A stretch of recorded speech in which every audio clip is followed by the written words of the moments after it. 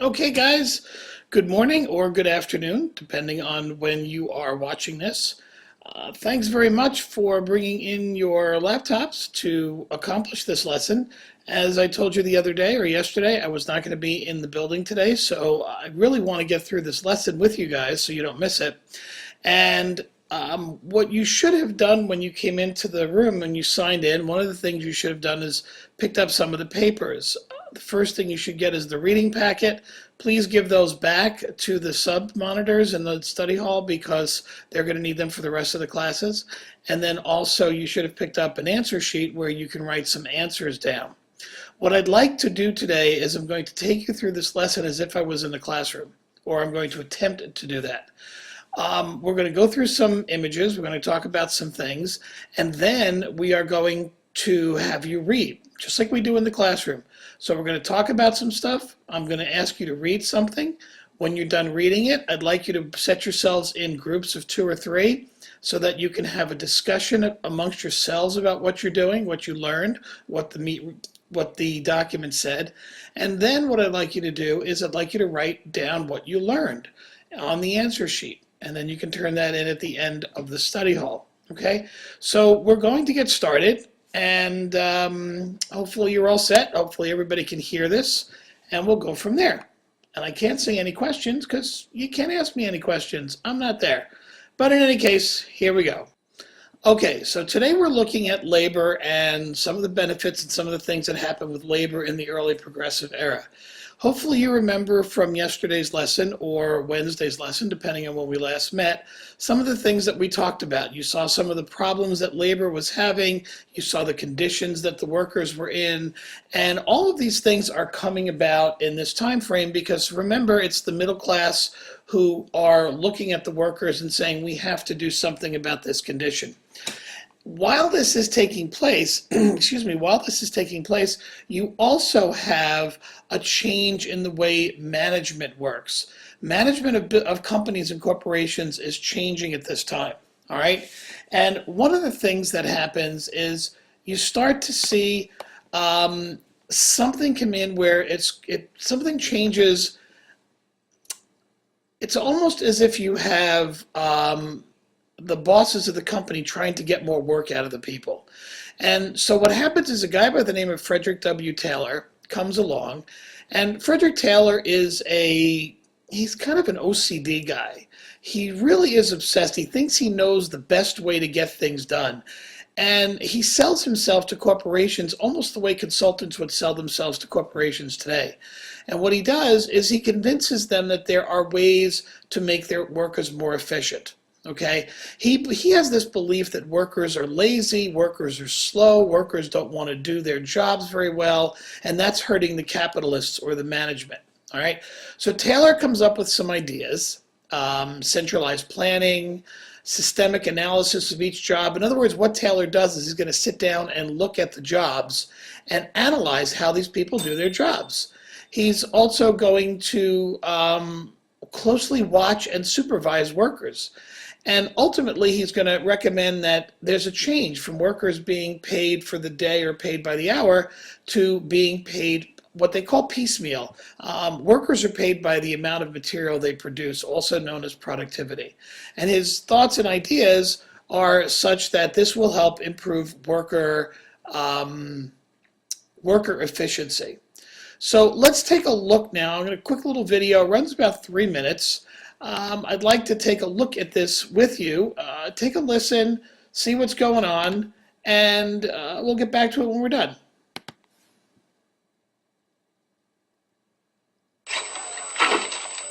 In Britain, the Vulcan Motor Company was proud to film the way their workers assembled cars, slowly and carefully by hand.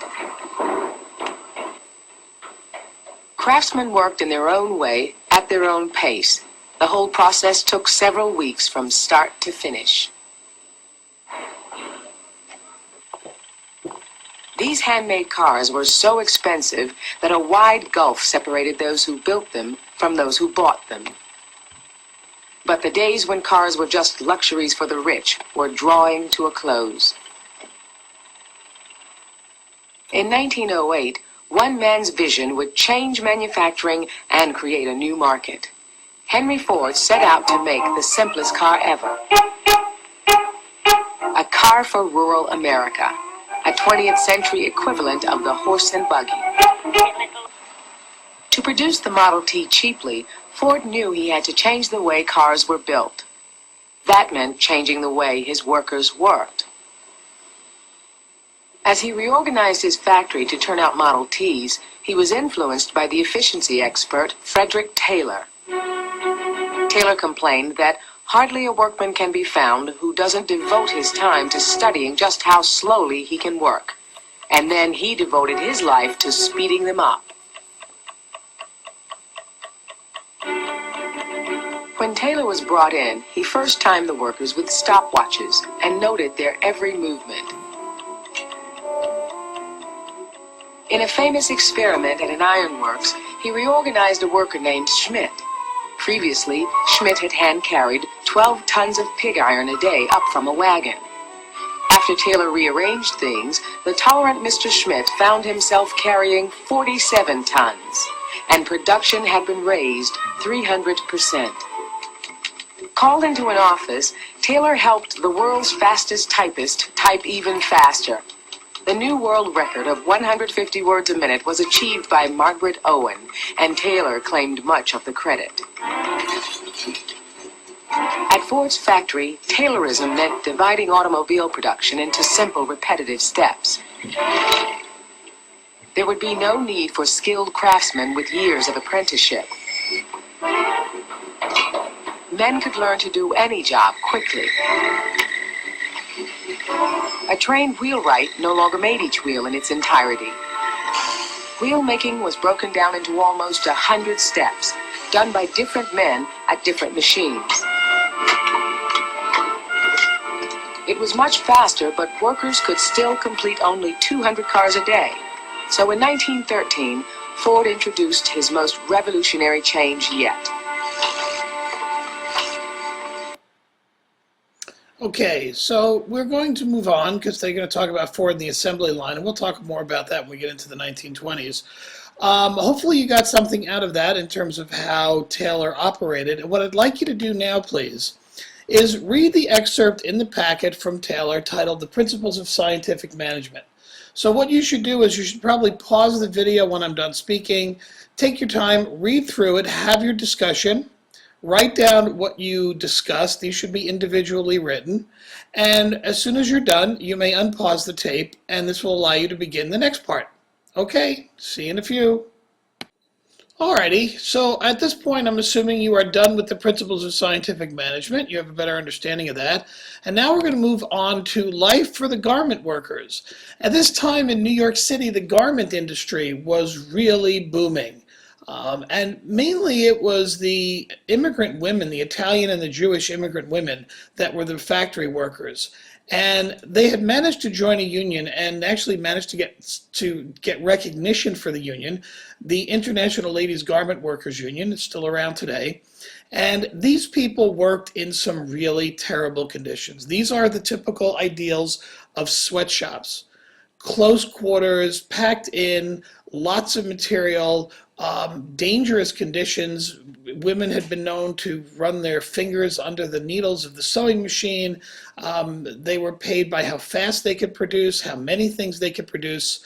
And what we're going to look at is we're going to look at one place in particular, which was the Triangle Shirtwaist Company.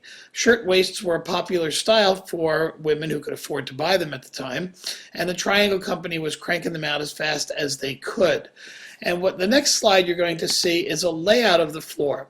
Now, if you remember the piece of video I showed you yesterday, there was a little bit about the fire. You saw some pieces from the Peter Jennings story. But I want you to take a look at now a place of how the floors were laid out. And this is the plan of the 9th floor. These are the conditions. If you see where the cursor is moving, these are the tables. This is what's taking place in the area, and this is as close together as everybody is.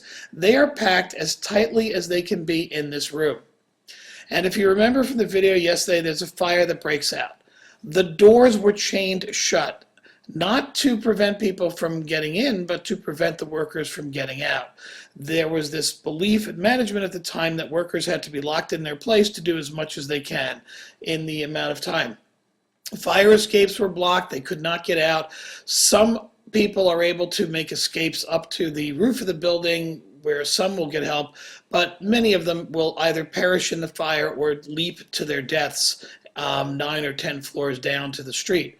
So what I'd like you to do right now, please, is I'd like you to take out the article or read the article in the packet, The Triangle Shirtwaist Factory Fire from the New York Times. This is about a 3 or 4 page article. It's from 1911. It is a very in-depth piece about what goes on. And again, when you're done with the article, please take a few minutes, discuss it in your small groups. What did you learn? What did you get out of it? What amazed you? What didn't amaze you? Did you know this already? And when you're done with that, please go on and write some answers down on the answer sheet. And you may stop the video when you're ready and pick it up again at your leisure. Okay, so I assume if you started the video again, you've read the fire, you've read about the fire, and the response to the fire was pretty dramatic. It makes, as you saw, it made great printing headlines, and people have a strong reaction to it. The federal government actually puts together the Federal Industrial Relations Committee, and they're tasked with finding out what went on. They're also tasked with looking at something known as the Ludlow Massacre. This is a strike that takes place out in Colorado. It's a coal strike, and it gets ugly. The miners and the company hires the strike breakers and the guards, and then they call in the National Guard, and then the strike breakers dress up in National Guard uniforms and just start shooting into the crowd of strikers. The strikers return, and pretty much what you have is almost a war zone. It's, you know, on American soil in Colorado, you have two sides shooting at each other. It's a very massive firefight. The report is important because it lays out what's taking place in America, and that is class warfare. There's a very minimal distribution of wealth, and that, coupled with the hired guns, cause a lot of the problems. The report was ignored at the time. Now, again, when we think about this, let's think about today. You've probably been listening to the news today about the changes in the distribution of wealth and how the gap between the rich and the poor is growing and how wealth is concentrated in the hands of fewer and fewer people. I go back to that same concept, is history repeating itself. We talked about this during the Gilded Age, and we're talking about it again now in the progressive era, because there's a big debate going on in the country today about whether or not we are in another progressive era.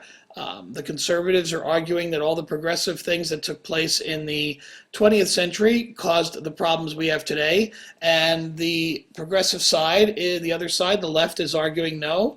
In fact, we need to make sure that these safety nets are in place for the workers and such. So there's a lot going on today that parallels what took place. All right, so we're done with the first video. What you should probably do is stop the video, and then I'm going to ask you to go down and start the second video, which we will continue through the rest of labor relations and such like that. All right, so feel free to stop it and pick up with the next one.